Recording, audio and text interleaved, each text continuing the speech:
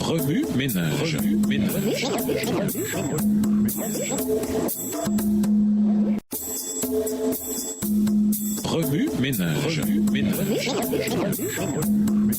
Bienvenue dans votre émission Remue ménage. L'oiseau de lundi. Interprété. Un peuple illuminé de la gloire. Au temps de la fin, Dieu a suscité un peuple pour qu'il se tienne sur les épaules des grands réformateurs du passé. Ce peuple a la Bible comme unique credo, le Christ seul comme source de salut, le Saint-Esprit seul comme source de force, et le retour de notre Seigneur comme la consommation de tous ses espoirs. Des vérités longtemps obscurcies par les ténèbres de l'erreur et de la tradition, y compris le véritable sabbat biblique, seront proclamés au monde juste avant le retour de notre Seigneur. Le message des 3 anges a donné naissance à ce mouvement des derniers jours pour achever la réforme et pour participer avec le Christ à l'achèvement de son œuvre sur terre. Les grandes prophéties du dernier livre de la Bible révèlent un mouvement divin issu de la grande déception pour proclamer le dernier message de Dieu au monde. Apocalypse 14 décrit une église qui s'étend sur toute la planète, annonçant la bonne nouvelle de l'évangile éternel à tous les habitants de la terre. Au chapitre 18, un 4e ange rejoint les 3 anges d'Apocalypse 14. Il donne force et puissance au message des 3 anges, de sorte que le monde est illuminé de sa gloire. Apocalypse 18, verset 1, version du second. Le chapitre 18 se focalise sur les événements majeurs qui conduiront au point culminant de l'histoire humaine et au triomphe final et ultime de l'évangile.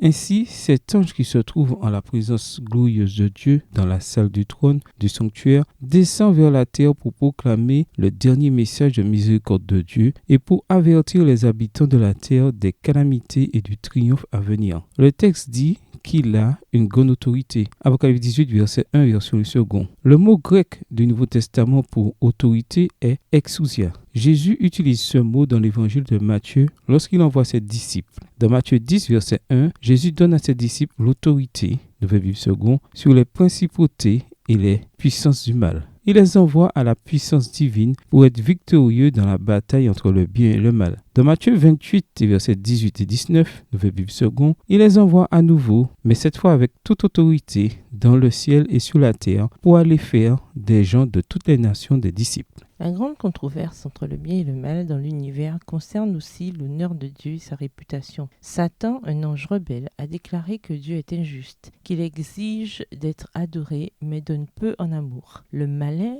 déclare que la loi de Dieu restreint notre liberté et limite notre joie. La vie, la mort et la résurrection de Jésus ont démoli cette fausse affirmation. Celui qui nous a créés a plongé dans le péché de ce monde pour nous racheter. Sur la croix, il a répondu aux accusations de Satan et démontré que Dieu est à la fois aimant et juste. Gagné par son amour et soucieux de son honneur, son peuple de la fin des temps révèle sa gloire. Son caractère aimant et son esprit de sacrifice à un monde égocentrique et impie, et ainsi la terre est illuminée du caractère de Dieu. La gloire de Dieu, c'est son caractère. La terre sera remplie de la gloire de Dieu lorsque nous serons remplis de l'amour de Dieu et que notre caractère sera changé par cet amour rédempteur. Révéler son amour dans nos vies personnelles révèle sa gloire, soit son caractère au monde.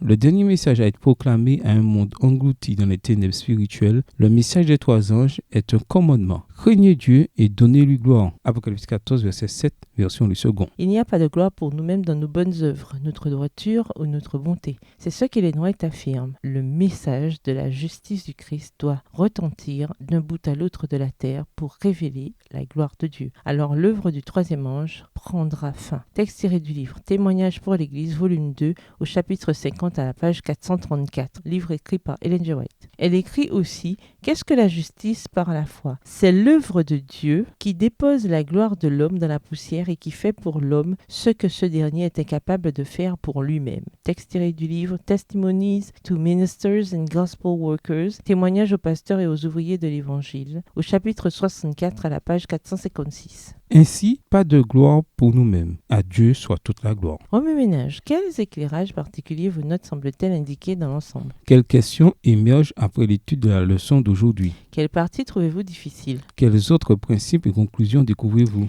Quelle autorité suivez-vous actuellement ? Comment le savez-vous ? Au revoir. Et à demain si Dieu veut. Remue ménage.